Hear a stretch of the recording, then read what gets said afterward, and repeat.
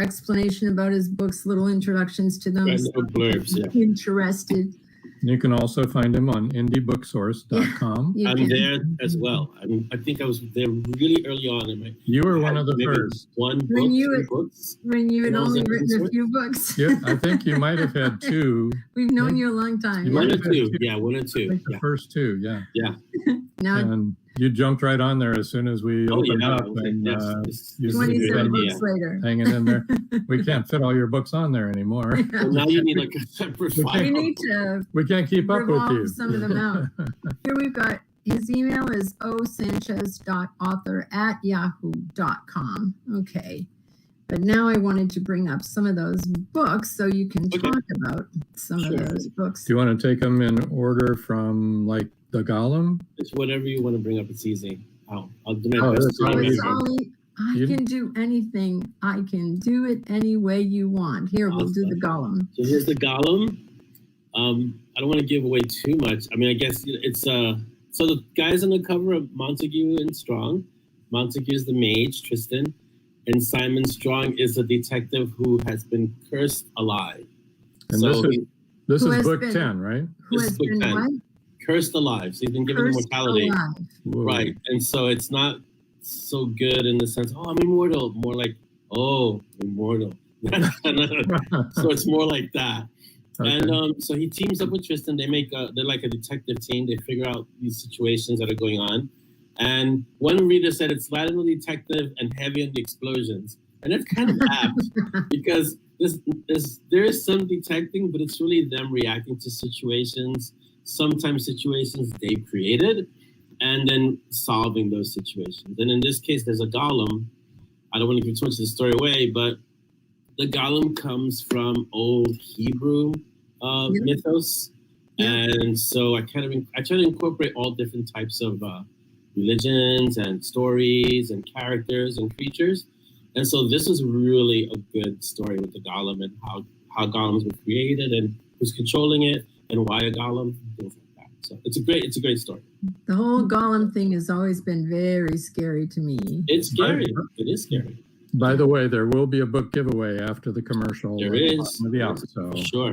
pay attention to around. the stories here. Stick guys. around.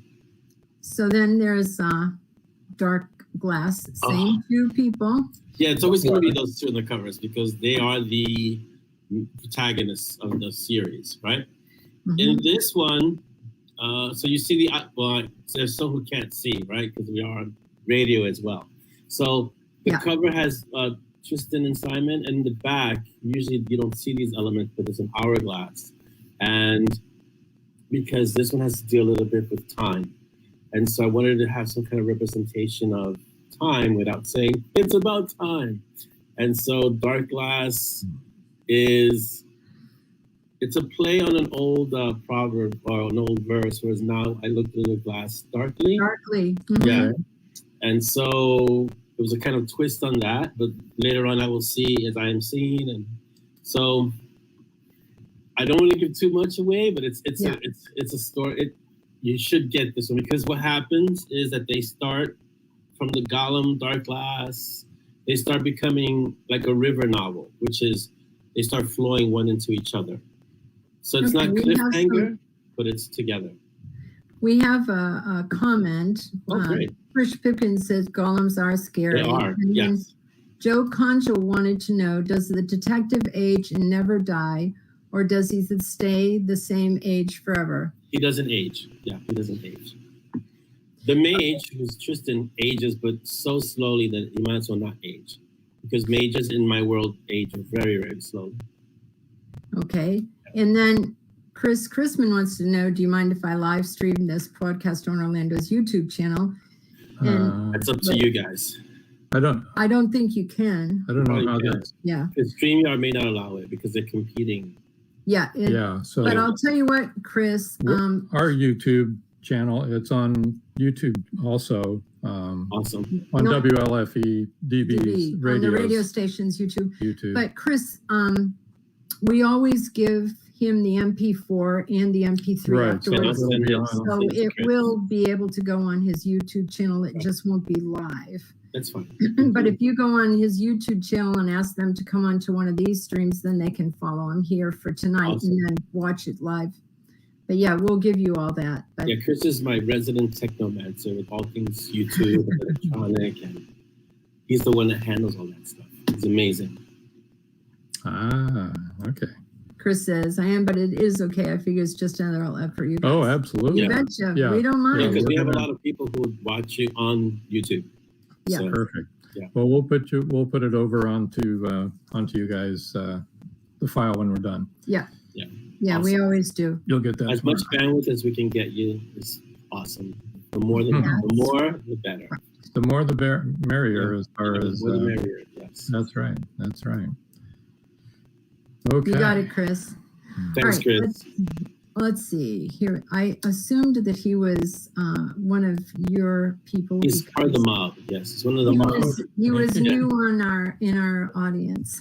He's one of the mob, and he's a mod in our Facebook group. So yes, I'm fast like that, you know. you are. It's like lightning. I figured that out right away. We got this. We got this. Here we go. So number 12 Wow. is Walking the Walking Razor. the Razor. Okay, so first of all, the story behind this cover is a really good one because when I spoke to my design, and I'm sorry that all of you on the radio who can't see, but I will try my best to describe it.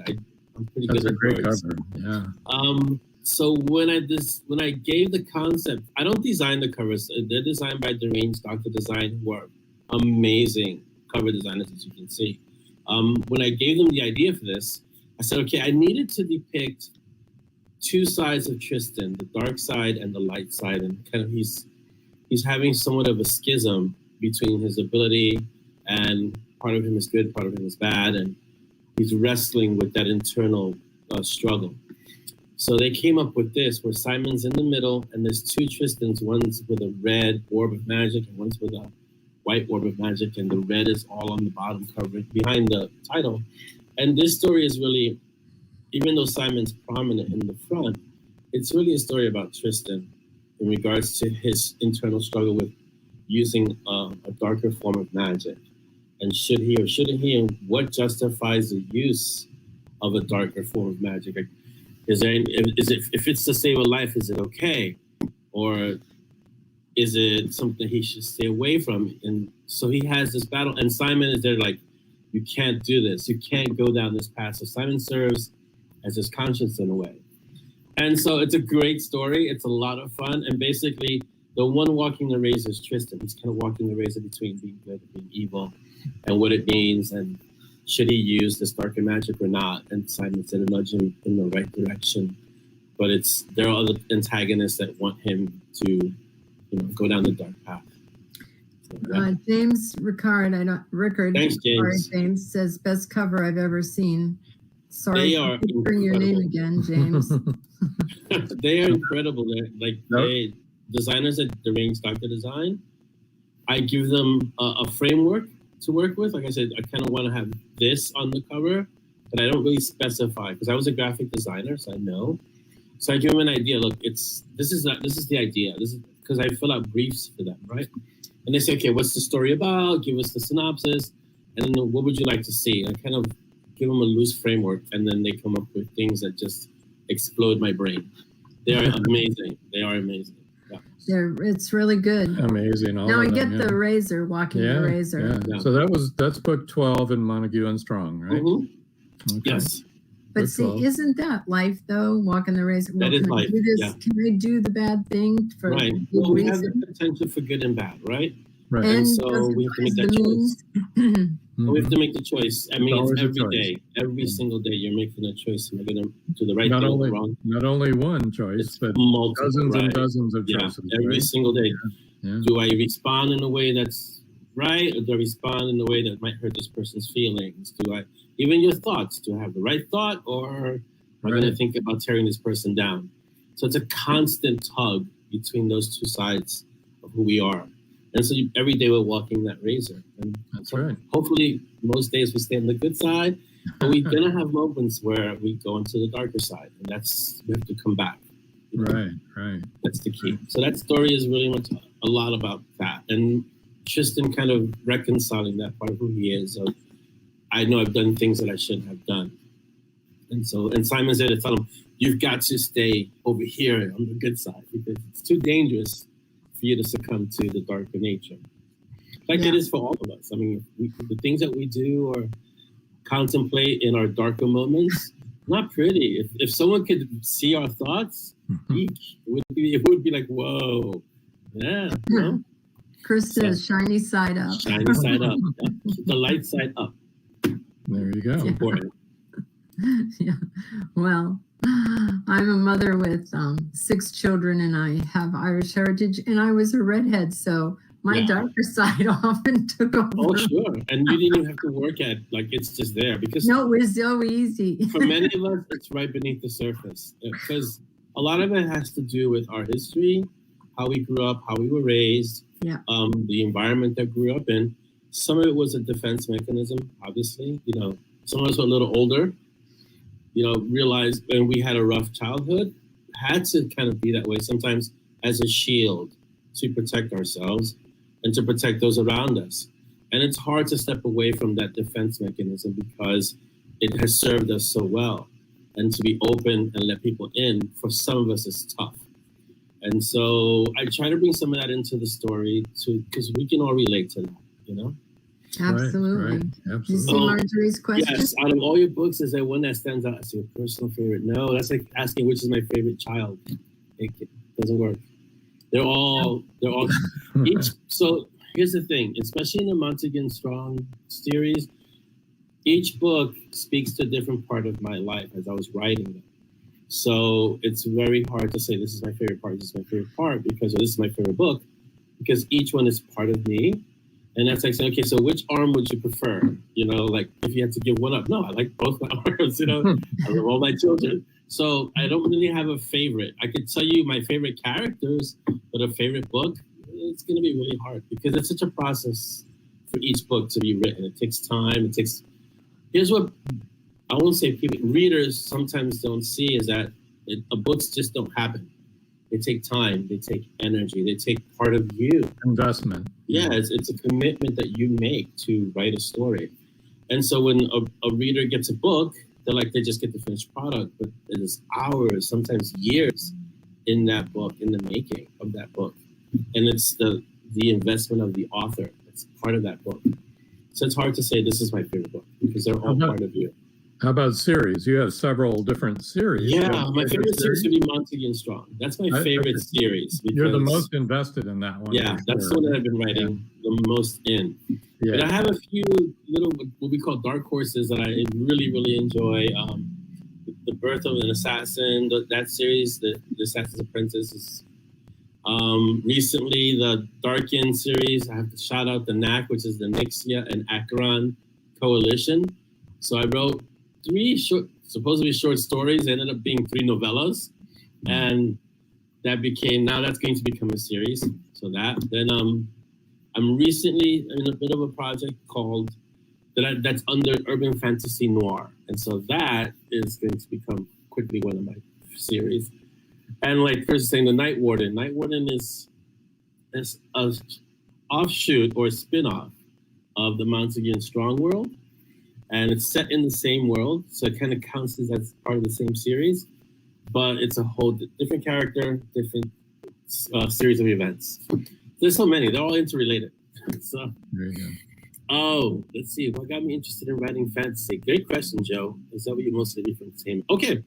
What got me interested in writing fantasy? When I grew up, every year I would read The Lord of the Rings every summer. Yeah. Every summer I would read it. I never wrote epic fantasy, but Tolkien showed me what was possible. I knew we were related. Yeah, there you go. See? So every year I would read Lord of the Rings, I would even read the Silmarillion, which was in that time people were like, why are you reading that one? It's like, yeah, that one was really interesting. And then it just bled into, I was reading urban fantasy, and I was reading Jim Butcher, Tim Harrison, bunch of modern urban fantasy authors, and I said, you know what? I think I can attempt this. And so, yeah. But I read a lot. But here's the thing: when I'm writing, it's very hard for me to read in the genre that I'm writing. I don't know why. When I'm writing, I'll read things like Larry Brooks on story structure. I'll read very clinical writing books, like how to write better or how to put story structure together, things like that. But I won't read stories. It's a very weird thing with my brain. But when I'm not in the middle of a project, I devour books. So I just devoured the Benedict Jacques series, which was Alex Verus, which was like 12 books. And I got all 12. And I think I read them all like in a weekend and a half. And when I got to the 12th book, I was like, wait, there's more. I'm waiting now for December because I pre-ordered the next one. And so that's how I read. I'll just get a bunch. I look for big series with characters that I enjoy. Marjorie said among her books, she does have a favorite. It's because she had the most fun writing it. Yeah, but for me, Marjorie, that's all my books. I have fun writing all my books. So that's why I can't say my favorite. Every book for me goes through, oh, great idea, let's go and start. And then somewhere in the middle is like, oh, I can't stand this book. I don't want to do this anymore. And then we get to the end. It's like, oh, that's a great ending. Yes. So all my books go through that. Hello, Hi, Chanel. Glad you could make it. Hope you had a nice drive home from work. You are home, right? You're not driving. Not driving. She has tuned into the show before driving. Really? Oh boy. Yeah. No, it's not. The Silmarillion is out of all of Tolkien's books, and Tolkien was a phenomenal author and a phenomenal mind because he created a language, he created a world, right? And there's a reason why he's called the father of fantasy in a sense. Right. But the Silmarillion, out of all his books, is the most complicated to read. Yes. You got to take your time with that. Joe says, fascinating. Thank you for answering. I'm glad I was able to answer, Joe. And Chris? Oh, yeah. So here's the problem. I have this problem, this issue, where my short stories don't stay as short stories.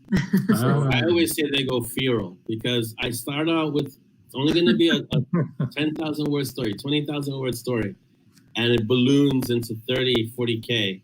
So I've given up writing short stories at this point. I'm just going to write novellas. The problem is that some of the novellas turn into novels, so I have to really be careful. But I'm trying to stick to 20 to 30, 35K and just call it novellas. We're good. Short stories, I've given up on short stories. I can't do short stories anymore. I've tried it. I've got a few. And I have one, I think that the lowest one is 8,000 words. The most recent one was like 11,000 as a short story. And even that one was like, it's just the beginning. Like, are you kidding? Are you kidding? So my stories go feral and they get out of control. There you go. Well, we're going to break for our commercial now. Awesome.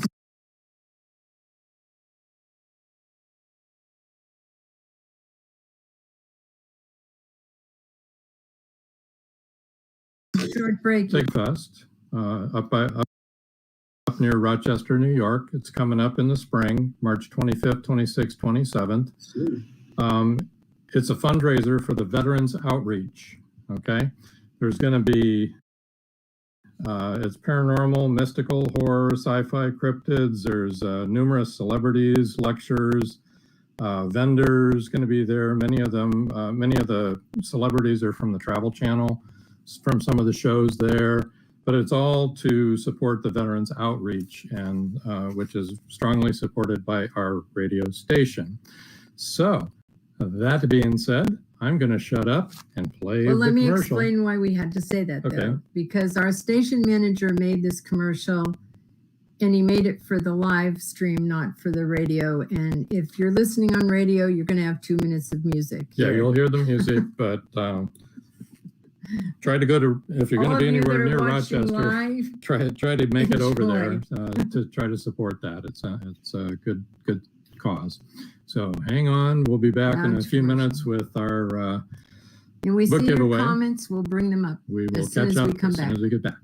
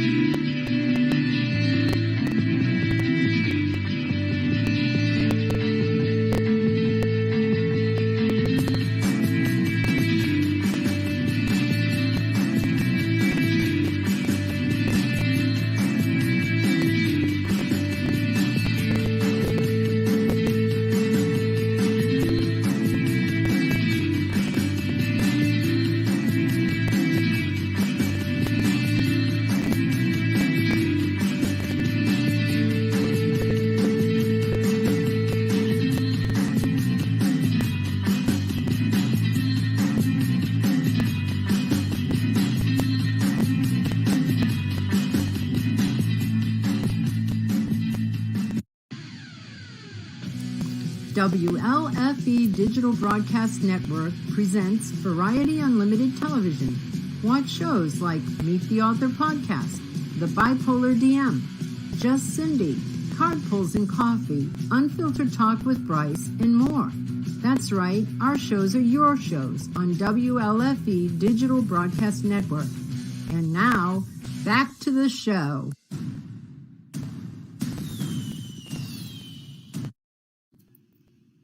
Welcome back.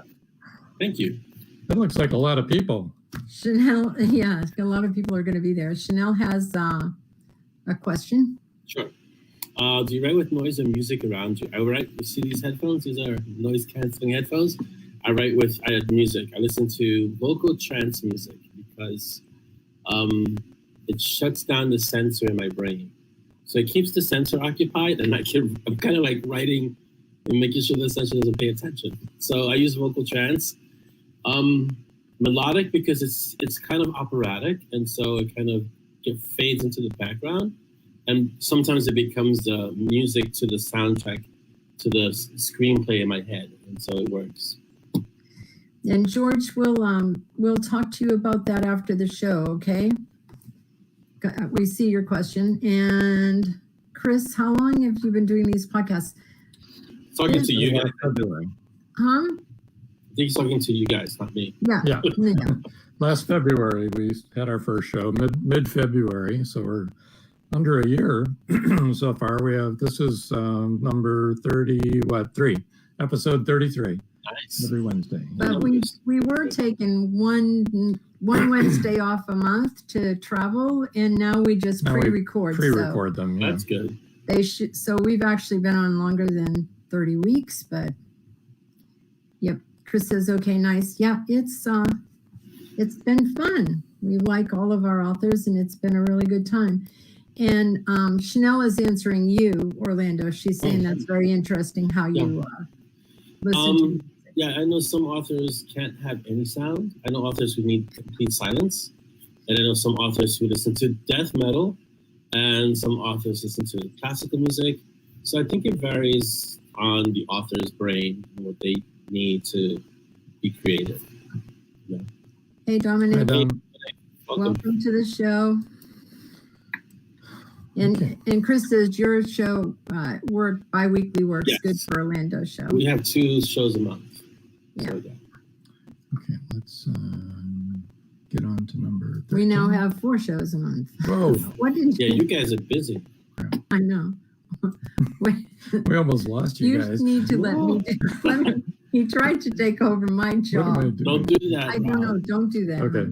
Let me do Never mind. This is why when I do my show, I just do talking. I don't do the other stuff. There you go. Well, I'm over here doing this and this. Whoop. Okay. What you We want to go to number. I know. That one. Remember That's that the one? one. Yes. I do know what I'm doing. Requiem. Wow. This one. Wow, this book has surprised me. I don't know how or why, but it was so. I mean, all the books that I have are really. I've been fortunate to have them all well received. But if you notice the cover, so let me describe the cover a little bit. The cover here is Simon is center, but really in the foreground, and Tristan's a little bit in the background, right? And there's not much magic if you notice, just the blue. Because this story is mostly about Simon and his past coming back to he has to confront the deeds of his past. And so he's really the main character of this story. And he kind of has to put his past to rest. That's why it's called a Requiem. So, And so this book got a lot of fantastic, all the books get great reviews, but this one surpassed the first book, which has been out for, 8 years at this point. Wow. And so it's been 4 or 5 years. 5 years, I think. It's 2016, yeah. 5 years. So 2 Million Butterflies is the first book. Requiem got more reviews in a shorter time than 2 Million Butterflies has had the whole time. Wow. So I don't know why, but it's amazing. It really, I've tried to analyze it, but I realized at this point, I just say, okay, that's what it is. It is what it is. But it's a great story. Simon is front and center in this one, and it's you can't escape your past. You can't run from it. You could try, but sooner or later it catches up with you. And this story is Simon kind of dealing with the events of his past, what organization he belonged to in the past, why he was trying to run away from it, and how he deals with that. And Tristan is there in this case to kind of help him confront all of that. So it's a great story. Chanel said she's found music as part of most writers' routines when curating. Yes, it's been my experience. I have yet to really meet, at least in my circle of writers, a writer who needs complete silence. One, because it's very hard to do. You have to soundproof a room, I would imagine. And two, the voices in our head, this is my personal opinion. Most writers are insane. And so the voices in our heads get loud. And so the music kind of calms it down. I think the end result of every writer is that we all end up crazy by the time we're like at the end of our writing careers, and we're just talking to ourselves. But it's not. We're talking to our characters. But it looks like we're talking to ourselves. There's that monk that teaches meditation, and I just love him. He talks about the monkey brain. The monkey brain never shuts up. It just talk. If you ever try to meditate, it's like, oh yeah, that's when you try to meditate. That's when, okay, I got to do laundry, I got to do the dishes, I got to get the car to get fixed. Everything comes up. You're just like, no. So writers are the same way, except that you're working on this story. As you're working on this story, oh look, there's a great idea over there. You should write that one. No, I'm writing this one. No, that story is really good. You don't want to write that one. That story is horrible right now. That shiny idea happens all the time. There you go. Hey, we need to get your book giveaway going before we run out of time here. Because we do want to give away some books, right? We do, yes. All right, here we go. Book giveaway. The first 5 people to email osanchez.author@yahoo.com will win an ebook copy of their choice. We are showcasing books 10 through 14, right? Yeah. Right now.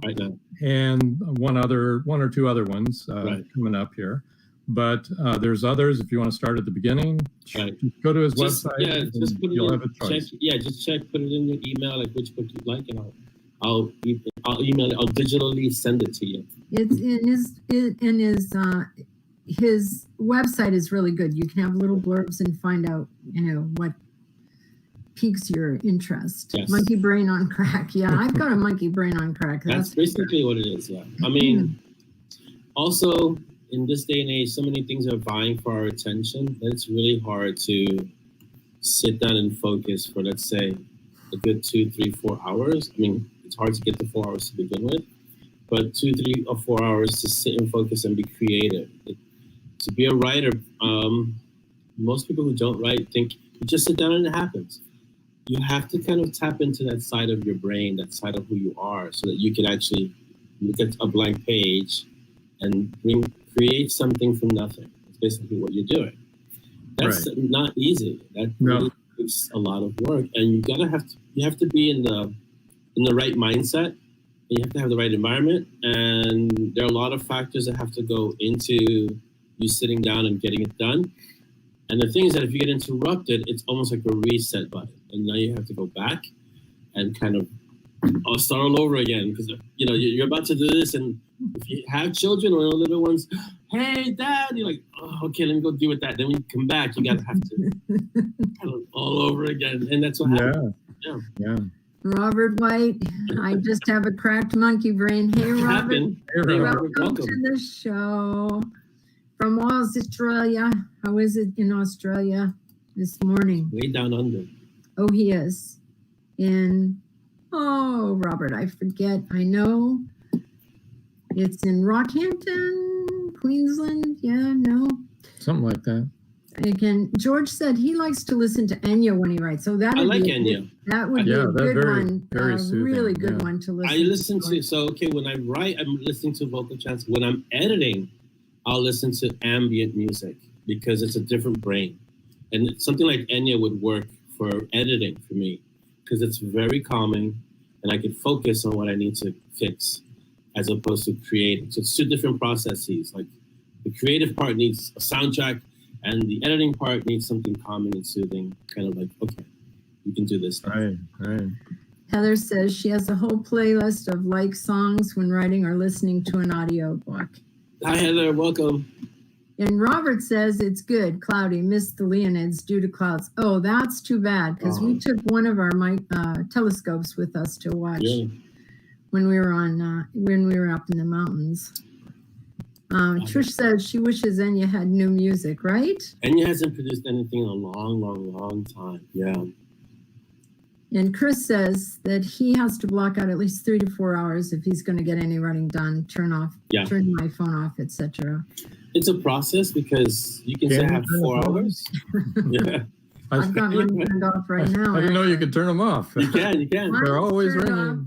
Well, it's a process. You block out 4 hours, but you don't really use all the 4 hours to get the writing done. You got to kind of... No, because monkey brain's talking. Yeah, you work your way into it. And so, 4 hours is a good chunk of time. You might get a good hour and a half of good writing in there, maybe, depending on the day. So it varies. I think what surprised me the most was how character-driven. Oh, George says Enya has a new album. There you go. I didn't know that. That's cool. I didn't know that either, George. I'll have to look that up for sure. Me Thank too. you, George. Yeah, thanks. I like it. I didn't realize how character-driven books could be and how invested you become in your characters and how much the character drives the story because of what they would or wouldn't do. Yeah. It's they're like real people. Yeah. Here's the thing, and this has been my experience.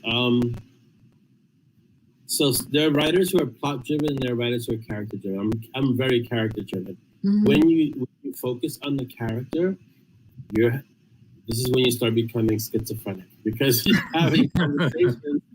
You're not so much writing the story, but you're having a conversation as to what would this character do in this situation. Are you asking for help? No. Okay. I thought it was a cry for my head. I thought it was a cry for help. Not at all. It's just that I realized early on that when you're character driven, you're going to be having conversations in your head with the various characters. Yes. And sometimes you'll write something and the character will say, I would never say that.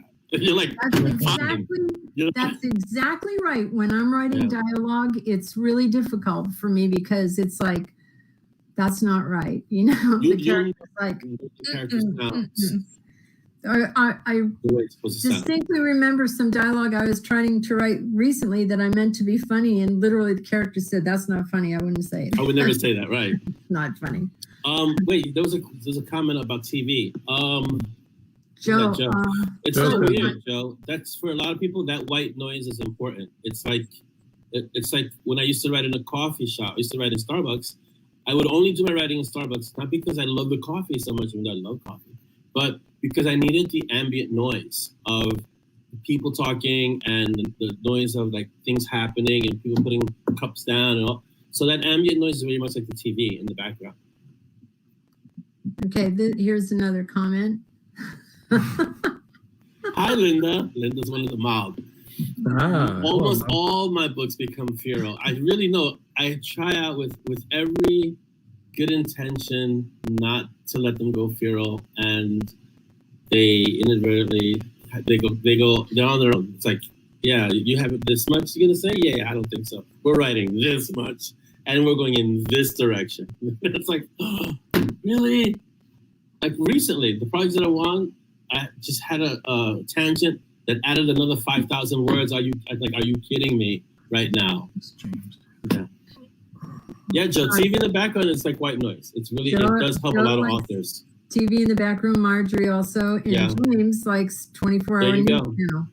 I think what it is, the authors that I've asked about the TV in the background is that because writing can be so solitary, it gives you the illusion that you're around people, so you can kind of be writing and you have people in the background, but they're not bothering you. It's just background noise. As long as it's nothing you're interested in, like right, because then you'll be like, news, because then you're not. You're not focused, right? It is just background then. Blah, blah, blah, it's blah. white noise. Yeah, it's white noise.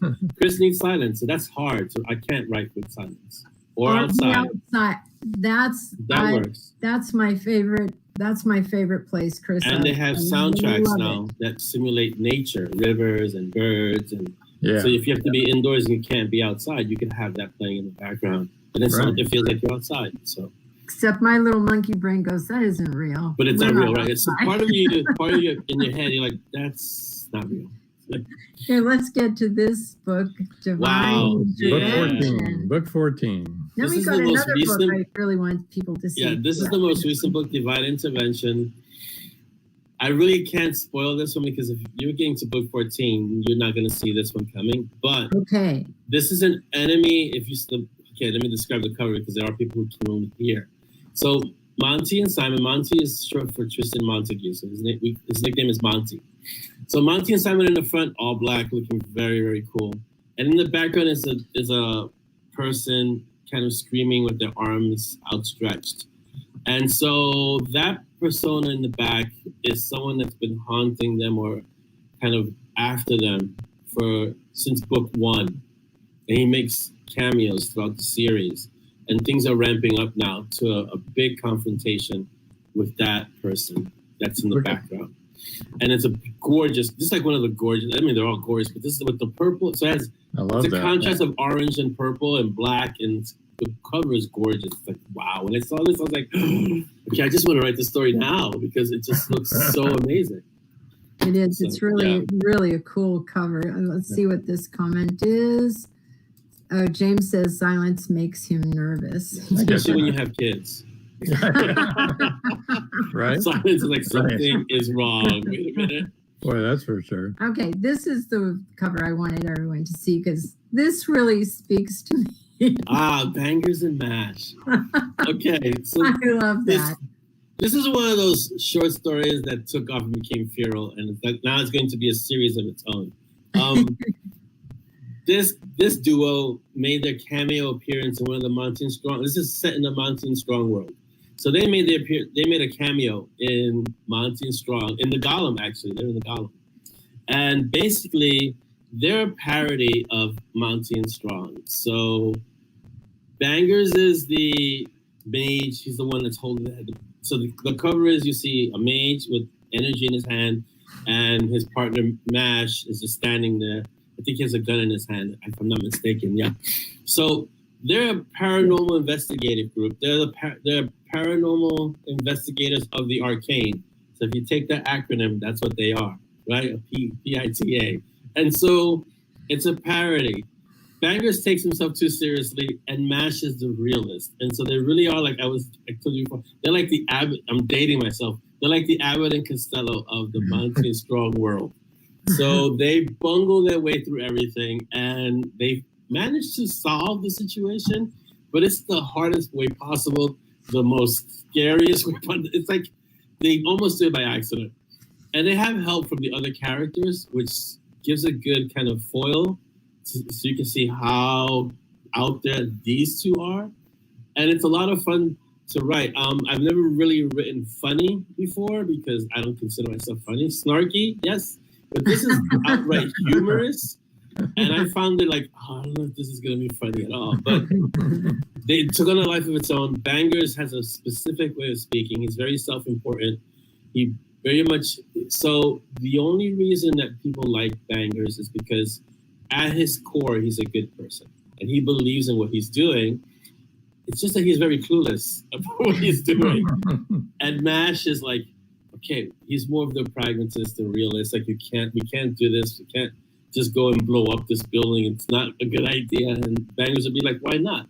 It serves our purpose. We have to go, so it's that kind of push and pull. And so I named them Bangers and Mash because it's after the English breakfast, more or less.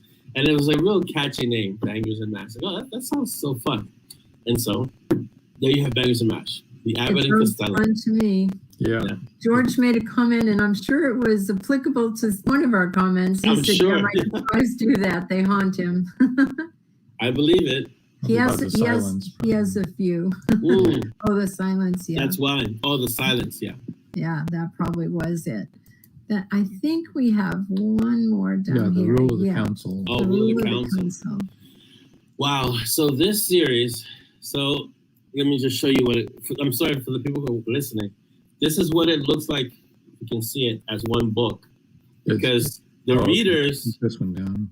Yeah, because the readers demanded it. Let me take this down. I'm going to hold it up? So it's really thick. Oh, that is thick. Yeah, it's like, whoa. The readers wanted a paperback version of that book. And when I wrote the first story, it wasn't long enough. I wrote the second story, it wasn't long enough. When I wrote the third story, they were all like, it's long enough now. And so I said, okay, fine. I'll make it a paperback book.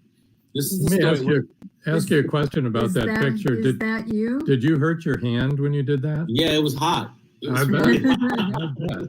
That's cool. I like the dog too. I like Yeah, the dog that's too. Peaches. That's one of the few pictures of Peaches that has been out there. Yeah. Peaches. Peaches of the Ruler Hellhound. of the underworld. Yeah, he's the star of all the series, Peaches.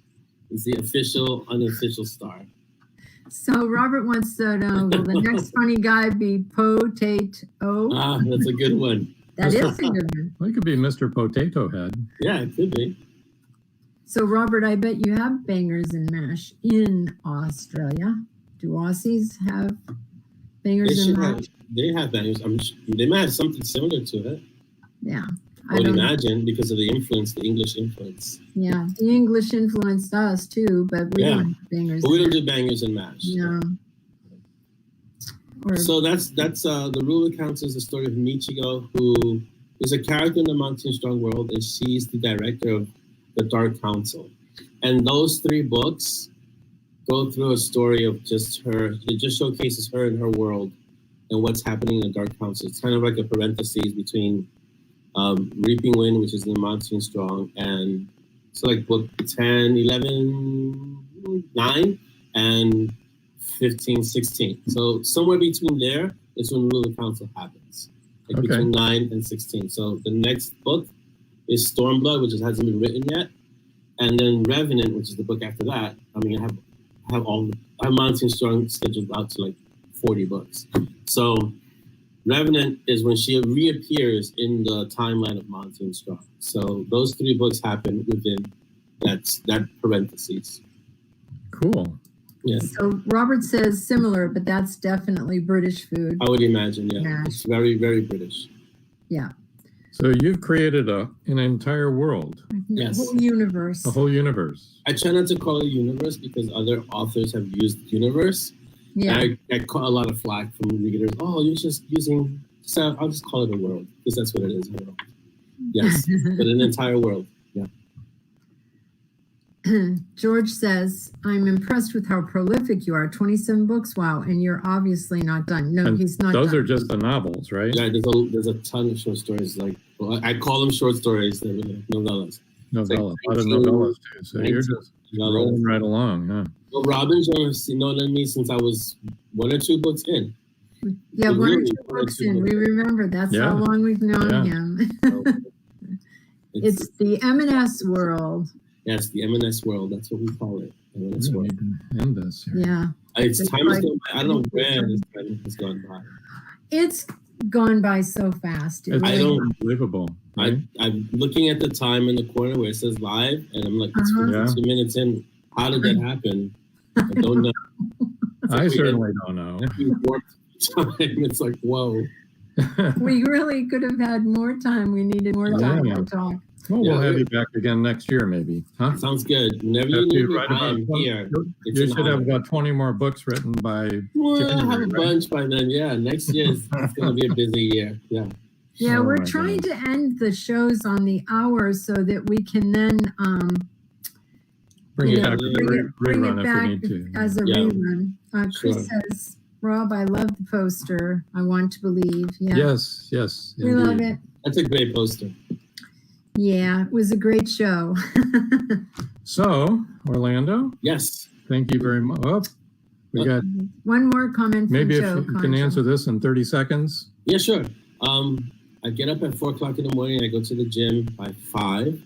And so I train from about 5 to 6, 6:30, come back home, take the little ones to school, come back home by 8-ish, 9-ish, and I start writing it from 10 to about 2.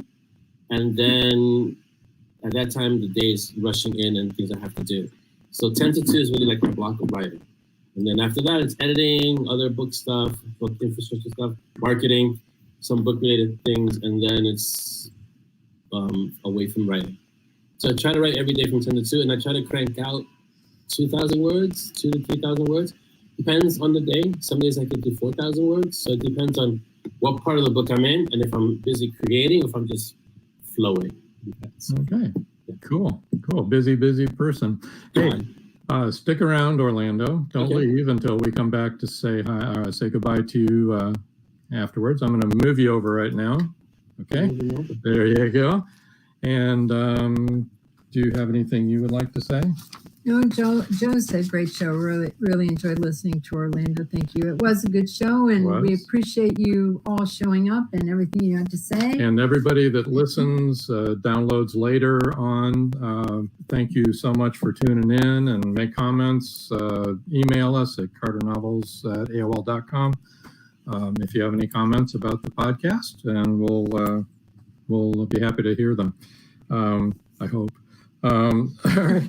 Next week is pre-recorded because it's Thanksgiving. The 24th, it's Thanksgiving Eve, and it'll be Adam Gaffin again. It's a pre-recorded show.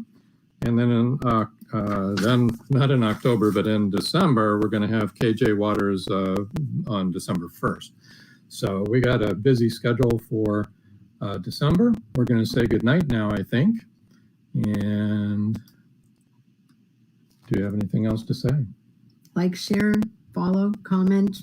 We love your comments. Thank you for all your great comments tonight. You're a great audience as usual. So until next time. Okay, wait a minute. Thank you. We have 2 more comments real quick. 3. Oh, Robert says, James said another great show, and Robert said, have a great Thanksgiving. Thank you, Robert. We will. Thank you. And until next time. That's it. That's all, folks.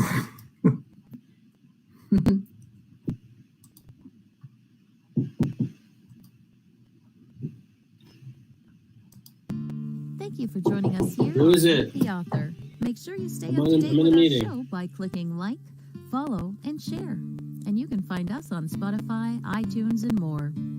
See you next time on WLFE-DB.com.